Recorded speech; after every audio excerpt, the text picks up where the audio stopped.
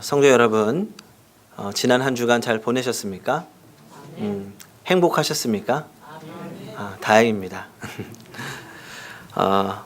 오늘 말씀 이사야는 바벨론의 포로로 잡힌 이스라엘 백성들에게 전해지는 하나님의 말씀입니다. 바벨론이 이스라엘 백성에게 사용했던 정책은 일본이 우리나라를 상대로 사용했던 이 말기 정책과 굉장히 비슷합니다. 일본 식민 시절 초기에는 핍박과 폭력적인 수단으로 우리나라를 지배하려고 했지만 점점 방법을 바꾸어서 문화 말살 정책이라는 이름하에 창씨 개명, 성을 바꾸고 이름을 바꾸고 또 일본식 교육 그리고 종교적인 탄압을 하면서 우리나라의 어떤 민족적인 뿌리를 없애고 자연스럽게 일본의 식민지로 만들어 가려는 그런 계획을 가지고 있었습니다. 바벨론에서도 마찬가지였습니다. 바벨론식으로 이름을 바꾸고 이 바벨론 교육을 받으면서 자연스럽게 바벨론 식민으로 흡수될 수 있도록 그런 정책을 펼쳤습니다. 이 바벨론이라는 나라는 상대적으로 평화적인 포로 정책을 사용했습니다. 그래도 상대적으로 편안했다는 거지 그렇다고 포로라는 것이 변하는 건 아닙니다. 이 포로라는 것 다른 거 없습니다. 밥은 잘 먹습니다. 잘 곳도 있습니다. 하지만 자신의 의지대로 살아가는 것이 아니라 누군가에 의해서 끌려가는 인생입니다. 자유가 없습니다. 이런 포로들의 표정을 볼 수 있는 곳이 오늘날에도 있습니다. 어디 가면 자유 없이 늘 지쳐있는 포로 같은 얼굴을 볼 수 있을까요? 멀리 갈 필요 없습니다. 저기 응암역에 가시면 볼 수 있습니다. 아침 출근길 회사원들의 표정이 그렇습니다. 이 직장인들의 표정을 보면 마치 어디론가 끌려가는 포로 같습니다. 얼굴에는 희망도 없고 특별한 기대도 없고 대부분 아무런 표정이 없는 얼굴로 가지고 있는 스마트폰이나 신문을 보면서 그렇게 갑니다. 어른들만 그런 거 아닌 것 같습니다. 청소년도 마찬가지입니다. 가끔 야간 자율학습이 끝나고 나오는 청소년들의 표정을 보면 참 불쌍합니다. 힘이 다 빠져서 내려오고 이제 집에 가면 또 다음 날 아침 일찍 일어나야 하는 늘 쳇바퀴처럼 돌아가는 생활의 연속입니다. 청소년들이나 어른들이나 그렇게 지쳐있는 표정을 하면서도 정처 없이 걸어가는 이유, 청소년들이 열심히 공부하는 이유, 직장인들이 열심히 직장에 다니는 이유, 대학과 취업, 그리고 결국은 돈을 벌기 위해서 살아갑니다. 많은 청소년, 청년 할 것 없이 대부분의 사람들이 돈의 포로로 살아갑니다. 이제는 그 수준이 더 어린아이들에게까지 뻗치고 있는 것 같습니다. 제 동생이 지금은 고등부 전도사로 사역을 하고 있는데 그 전에는 초등부, 초등학교 1학년부터 6학년까지의 아동부를 대상으로 전도사로 사역을 했습니다. 한 번은 성경학교가 끝나고 나서 이제 어린아이들이 새들처럼 동생 주위에 모여서 막 제잘제잘 이야기를 하더랍니다. 전도사님한테 말을 거는 것도 아니고 모여서 지들끼리 이야기를 하는 겁니다. 그래서 무슨 이야기를 하나 그렇게 들어봤더니 돈에 대한 이야기였습니다.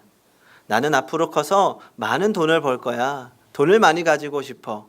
동생이 속으로 생각하기로는 얘네들이 갖고 싶은 장난감이라도 있나 그런 생각을 했는데 나중에 내가 돈을 많이 벌어서 내가 하고 싶은 것, 사고 싶은 것 그리고 내 마음대로 살려면 돈이 많이 있어야 된다는 겁니다. 그러면서 한 친구는 나는 의사가 될 거야. 왜냐고 물어봤더니 뭐라고 대답했을까요? 돈 많이 버니까요. 그 이야기를 듣고 참 그렇구나, 속상하다, 안타깝다 그런 생각을 했습니다. 어린아이들부터 돈이라면 뭐든지 해결할 수 있고 돈이라면 무엇이든지 할 수 있다 그렇게 생각하고 살아가는 것 같습니다. 어른들뿐만 아니라 아이까지 전부 돈의 노예, 물질의 노예가 되어버린 것입니다. 사실 우리가 살아가고 있는 이 사회적 구조 자체가 그렇습니다. 돈이 없으면 살 수 없습니다.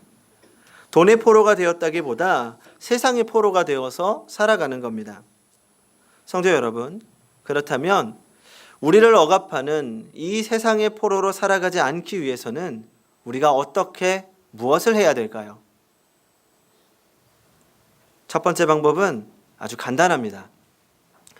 이 세상의 구조 안에서 싸워나가고 세상이 나에게 요구하는 것들을 만족하는 겁니다. 그렇다면 우리가 어느 정도 가졌을 때 어느 정도를 갖추어야 세상이 요구하는 걸 만족시킬 수 있을까요? 그리고 우리가 원하는 것을 얼마큼 가져왔을 때 우리는 정말 자유롭다라고 느낄까요? 성도님들은 지금 얼마쯤 있으시면 살고 싶은 대로 살 수 있으실 것 같습니까? 한 얼마쯤이면 충분하시겠습니까? 한 10억? 너무 작죠? 30억? 50억? 난 모자라다. 좀 더. 한 100억? 100억이면 충분하시겠습니까? 무한대로. 요즘 100억 쓰는 거 정말 쉽습니다. 일단 강남에 한 30억짜리 집 한 채 사고, 그리고 한 1, 2억짜리 차 한 대 뽑고, 또 30억짜리 집 샀으면 그 안에 이것저것 채워야 되지 않습니까? 한 그 정도 집 채우려면 한 10억은 충분히 씁니다. 그렇게 하면 일주일이면 50억 쓸 수 있습니다. 그리고 사람이 돈이 많아지면 그동안 보이지 않던 게 보입니다. 예전에는 백화점 안 갔습니다. 시장이나 아울렛 갔는데 그 정도면 이제 백화점 한 번쯤 가서 제대로 쇼핑 한번 해봐야죠. 10만 원짜리 옷만 해도 예전엔 비싸다고 생각했는데 이제는 100만 원짜리 옷 입고 그리고 나면 1000만 원짜리 옷이 보이기 시작합니다. 그리고 1000만 원짜리 옷을 샀는데 100만 원짜리 가방 들 수 없잖아요. 그러면 1000만 원짜리 가방 사는 겁니다. 신발도 한 500만 원쯤이면 되지 않겠습니까? 그렇게 하다 보면 끝이 없습니다. 아무리 많은 돈도 우리의 마음을 채우고 자유롭게 할 수는 없습니다. 작은 악마와 농부라는 이야기가 있습니다. 어떤 착한 농부가 있었습니다. 농부는 가난했지만 너무나도 착하고 주위 사람들에게 친절했습니다. 그의 집에는 항상 웃음이 끊이지 않았고 행복이 넘쳤습니다. 한 악마가 이 행복한 농부의 가정을 망치기로 마음먹었습니다. 2년 안에 내가 농부를 불행하게 만들고 말겠다 결심했습니다. 악마는 농부의 집에 하인으로 들어갔습니다. 그리고 열심히 일을 했습니다. 농부를 위해 일했고 농부의 집을 부자로 만들기 시작했습니다. 집에 돈이 넘치기 시작합니다. 농부는 거만해지기 시작했습니다. 돈이 남아 돌자 무언가 재미있는 일이 없을까 고민하고 생각했습니다. 그때 악마는 좋은 이야기를 해줍니다. 술을 만드는 것을 가르쳐 주었습니다. 주인님, 이 술이 사람을 굉장히 기분 좋게 합니다. 술에 취한 농부는 가난한 사람들을 무시하고 항상 부자들과 어울렸습니다. 술에 취한 농부는 작은 실수에도 부인에게 쉽게 화를 냅니다. 술에 취한 사람들끼리 서로 싸우고 행패를 부립니다. 악마는 이 모든 상황을 보며 빙그레 웃고 이렇게 이야기합니다. 저는 단지 그들을 부자로 만들었을 뿐입니다. 돈이 사람을 불행하게 하는 것 아닙니다. 돈이 나쁜 것 절대 아닙니다. 하지만 우리는 돈이 행복이고 돈이면 뭐든지 할 수 있다라는 착각 속에 사로잡혀 살아가는 것이 문제입니다. 이런 말이 있더라고요. 돈으로 행복을 살 수 없다면 당신에게 돈이 부족한 것은 아닌지 다시 생각해 보시기 바랍니다. 우리가 여전히 물질의 포로로 돈이면 권력이면 뭐든지 할 수 있다고 생각하는 것 같습니다. 돈이 권력이고 능력이고 인격입니다. 대학, 돈, 능력이 세상의 평가의 기준입니다. 아무리 많이 가져봐야 우리는 그 포로 신세를 떠날 수가 없습니다. 제가 이렇게 말씀을 드리는 가운데도 그래도 돈이 있으면 지금보다는 조금 더 낫겠지라는 생각을 버릴 수 없습니다.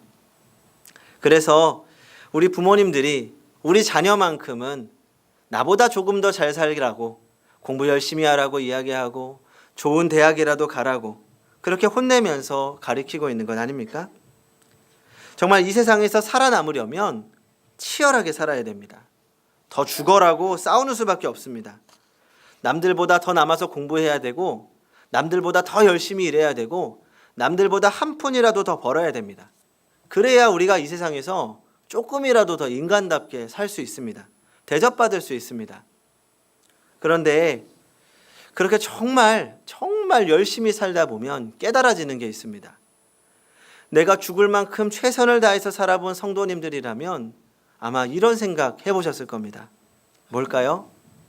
안 되는구나. 안 되는구나. 제가 청년 시절 섬기던 교회에서 이제 만능이라고 불리는 형님이 한 분 있습니다.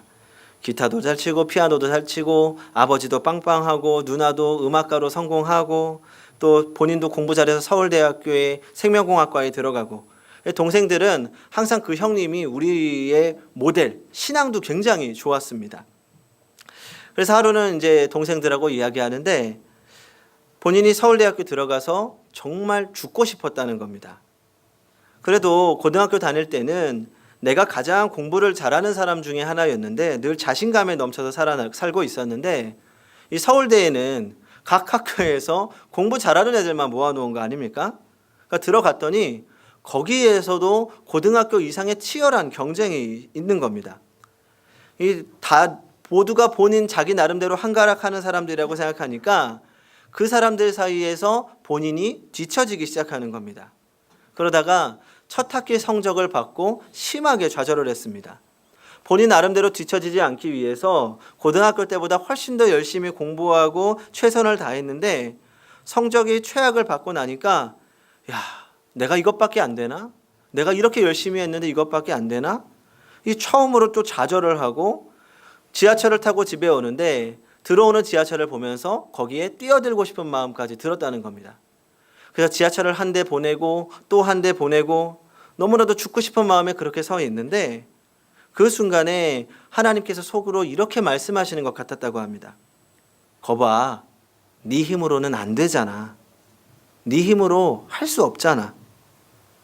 하나님이 주시는 마음으로 생각하고 다시 하나님만 의지하기로 마음먹었다는 겁니다. 그러면서 이렇게 이야기하더라고요. 사람은 정말 자기가 죽을 만큼 힘을 다해봐야 된다고. 최선을 다하고 안간 힘을 써서 모든 할 수 있는 힘을 다 써봐야 된다고. 그래야 자신의 한계를 경험할 수 있다고. 그래야 하나님 없이는 나는 안 되는 존재구나 라는 것을 알게 된다는 겁니다. 아직 우리 삶에 하나님이 필요하지 않다면 우리는 아직 최선을 다하지 않았을지도 모릅니다. 최선을 다해본 사람만이 하나님의 힘이 필요하다는 것을 깨닫게 됩니다. 결국 우리가 살고 있는 이 세상, 아무리 열심히 살고 좋은 대학 들어간다고 해서 인간답게 사는 것 쉽지 않습니다. 열심히 노력할수록 절망하는 세상. 그래서 우리는 젊은 세대는 이 나라를 헬조선이라고도 부르고 소망이 없는 나라, 희망이 없는 나라라고도 이야기합니다. 열심히 살수록 절망하게 되니까요. 제가 오늘 너무 절망적인 이야기만을 하고 있습니까? 이야기를 들으시면서도 답답한 분들도 계실 것 같습니다. 목사님, 그러면 어떻게 하란 말입니까? 그냥 포기하면 됩니까? 제가 이야기하고 싶은 것은 우리의 이런 환경이, 이런 세상이, 그리고 우리의 이런 마음이 당연하다는 것입니다. 성경에서도 이야기합니다. 30절을 같이 읽어보겠습니다. 시작. 소년이라도 피곤하며 곤비하며 장정이라도 넘어지며 쓰러지되. 우리의 힘으로 이 세상을 살다가는 쓰러지는 것이 당연합니다. 어쩌면 지금 이렇게 예배를 드리러 온 우리도 한 주간 최선을 다해 살았지만 여전히 우리 마음 안에 남아있는 상처 때문에, 여전히 일어날 수 없는 낙심 때문에 주님의 위로를 위해서, 주님의 은혜를 구하기 위해서 이 자리에 있는 것 아닙니까? 오늘 말씀에 우리가 절망에서 일어나 포로 같은 생활에서 탈출할 수 있는 해답을 제시하고 있습니다. 31절을 같이 읽어보겠습니다. 시작. 오직 여호와를 앙망하는 자는 새 힘을 얻으리니 독수리가 날개치며 올라감 같을 것이요 다른 박질하여도 곤비하지 아니하겠고 걸어가도 피곤하지 아니하리로다. 아멘. 오직 여호와를 앙망하는 자는 새 힘을 얻으리라 라고 말씀합니다. 여기서 앙망하다라는 말이 우리가 실생활에서 잘 쓰이는 말이 아니라 좀 어렵게 들립니다. 이 앙망하다라는 말은 영어로 호프입니다. 호프가 무슨 뜻입니까? 희망을 가지다, 기대하다, 바라다. 그 부분을 번역해서 제가 다시 읽어보겠습니다. 주님 안에서 희망을 품는 사람은, 주님 안에서 희망을 포기하지 않는 사람은 새 힘을 얻으리니 독수리가 날개치며 올라감 같을 것이요 다른 박질하여도 곤비하지 아니하겠고 걸어가도 피곤하지 아니하리로다. 희망은 사람을 강하게 만듭니다. 희망의 힘이라는 책이 있습니다. 이 책은 희망이라는 감정이 갖는 실제적인 치유력에 대해서 연구한 책입니다. 이 글쓴이가 각계 전문가를 만나서 희망이 갖는 이 치유와 원리를 과학적으로 분석한 겁니다. 일반적으로 우리가 잘 알고 있는 것 중에 하나가 플라시보 효과라고 말하죠. 비타민을 감기약이라고 속여서 먹였는데 환자가 나았던 이야기들, 뭐 그런 겁니다. 이 많은 사람들이 이 플라시보가 이 가짜 치료제, 거짓 치료제라고 생각합니다. 하지만 이 플라시보는 실제로 인체의 변화를 일으킵니다. 그 플라시보 연구의 선구자 중에 파브리조 베네데티라고 하는 교수님이 있는데 이분이 한 가지 실험을 했습니다. 그 참가한 환자들에게 식염수나 당의정 같은 그 치료 성분이 전혀 포함되지 않은 가짜 약질을 처방합니다. 그러니까 그냥 물을 약으로 처방한 거죠. 그런데 환자들이 그 물로 된 약을 먹고 몸속에서 천연 몰핀이라고 불리는 엔돌핀과 엔케팔린이 분비되는 현상을 보았다고 합니다. 그러니까 이런 건 진통제와 같은 효과를 일으키고 고통을 줄여준 거죠. 그러니까 이런 플라시보 효과는 약물뿐만 아니라 무릎 관절경 수술에서도 그 효과를 찾아볼 수가 있었습니다. 그러니까 환자에게 실제 수술과 동일한 조건을 만들고 수술을 받는 듯한 환경을 만드는 겁니다. 그러니까 수술 예정인 환자에게 이제 수술실 들어갈 겁니다 하고 마취를 시키고 수술실에 들어가서 아무것도 하지 않고 나온 겁니다. 관절 수술입니다. 그런데 환자들에게는 실제로 수술을 하지 않았는데도 운동 능력이 현저하게 회복되는 것을 볼 수 있었다고 합니다. 그러면서 이 책에는 사람이 가지고 있는 이 희망의 힘이 얼마나 대단한 건지를 이야기하는 거죠.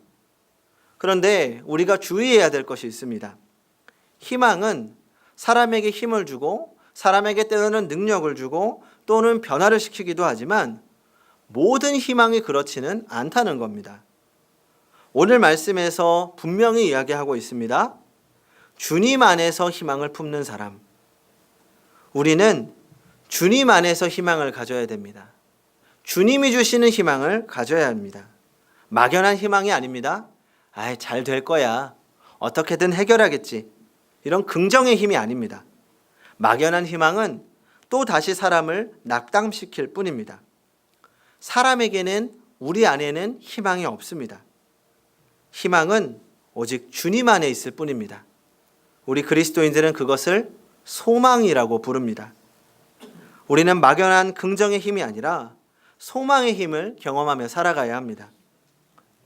우리는 오늘 이스라엘을 통해 하나님 안에서 품어야 할 두 가지 소망을 발견하게 됩니다. 첫 번째는 전능하신 하나님께서 우리를 반드시 구원할 것이라는 소망을 가져야 합니다. 28절과 29절을 같이 읽어보겠습니다. 시작. 너는 알지 못하였느냐 듣지 못하였느냐 영원하신 하나님 여호와 땅끝까지 창조하신 이는 피곤하지 않으시며 곤비하지 않으시며 명철이 한이 없으시며 피곤한 자에게는 능력을 주시며 무능한 자에게는 힘을 더하시나니. 우리 하나님이십니다. 우리 하나님께서 우리를 구원하시며 우리에게 능력을 주신다 말씀하고 있습니다. 희망의 힘이라는 책 3장에 이런 이야기가 있습니다. 이 책은 기독교 서적이 아니라 일반 서적입니다. 이 조지 그리핀 교수는 그 하버드 의대의 위암 분야의 탁월한 교수였습니다. 그러니까 평생 연구해온 병이 위암이었는데 바로 자신이 그 위암의 진단을 받게 된 겁니다. 이 조지 교수는 위암을 너무나도 잘 알고 있었고, 그리고 공격적인 치료 방법을 받으면서 아주 고통스러운 나날을 겪고 있었습니다. 교수는 너무나도 말할 수 없는 고통을 겪고 있었고, 모두들 그가 이제는 더 이상 견디지 못하고 곧 죽을 것이라고 예상했습니다. 하지만 모두의 예상을 뒤엎고 살았고, 병에서 완전히 치료되어 자유로울 수 있었습니다. 조지 선생은 고통 속에 치료받던 심정을 이렇게 이야기합니다. 가슴 깊이 나는 정말 살고 싶었고, 그러니 싸워야 했지. 그래야 스스로한테 나는 노력했다고, 할 수 있는 한 최선을 다했다고 말할 수 있을 테니까. 그래야 후회가 없지 않겠나.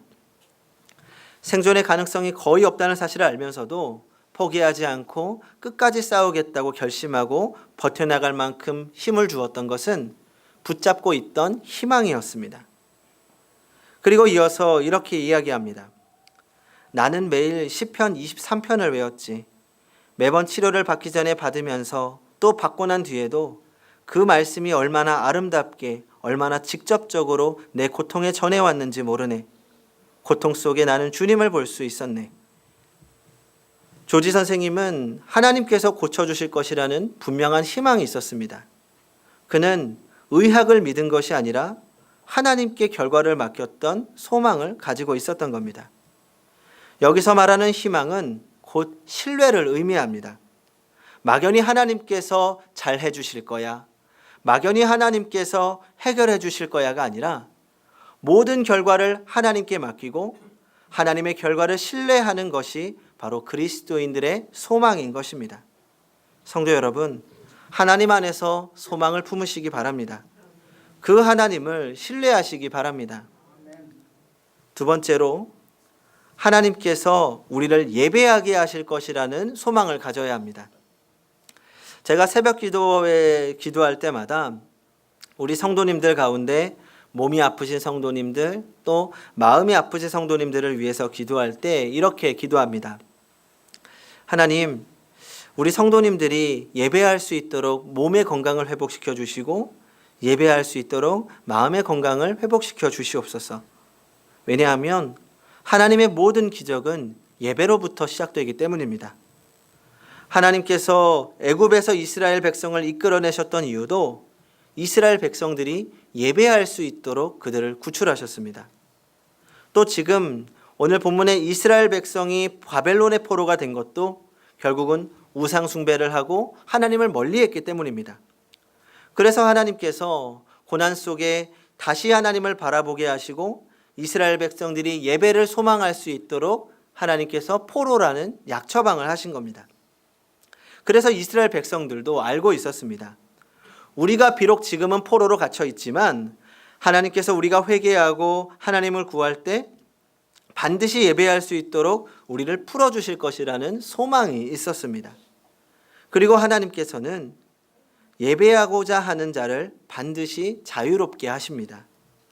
성도 여러분, 예배하는 자를 사랑하시고 예배하는 자를 자유롭게 하시는 그 하나님을 신뢰하시기 바랍니다. 우리가 어떤 환경 가운데 지쳐 있고 또 쓰러져 있을지라도 마음 가운데 예배를 포기하지 마십시오. 하나님은 예배를 사랑하는 자를 세워주시고 능력을 주시고 자유하게 하십니다. 전 우리 삶이 소망으로 넘치기를 바랍니다. 이제는 막연한 긍정의 힘이 아니라 주님 안에서 소망을 품으시기 바랍니다. 독수리 날개치듯이 이 세상을 살아가며 이 세상에 하나님의 자녀로서 힘있고 능력있게 더 이상 포로가 아닌 자유인으로서 기쁨을 누리며 살아가는 성도님들이 되시기 바랍니다. 기도하겠습니다. 우리에게 새 힘과 능력을 주시는 하나님, 세상 속에서 아등바등 살아가는 우리들을 불쌍히 여기시고 돌보아 주시니 감사드립니다. 더 이상 물질의 노예, 세상의 노예로 살아가는 것이 아니라 주님 안에서 소망을 품고 주님의 능력으로 살게 하여 주시옵소서. 지쳐 쓰러지고 넘어질 때마다 주님의 말씀을 붙잡고 일어나게 하시고 낙심과 절망이 아니라 소망과 기대 안에서 살게 하여 주시옵소서. 그렇게 늘 주님 안에 살게 하여 주시옵소서. 예수님의 이름으로 기도합니다. 아멘.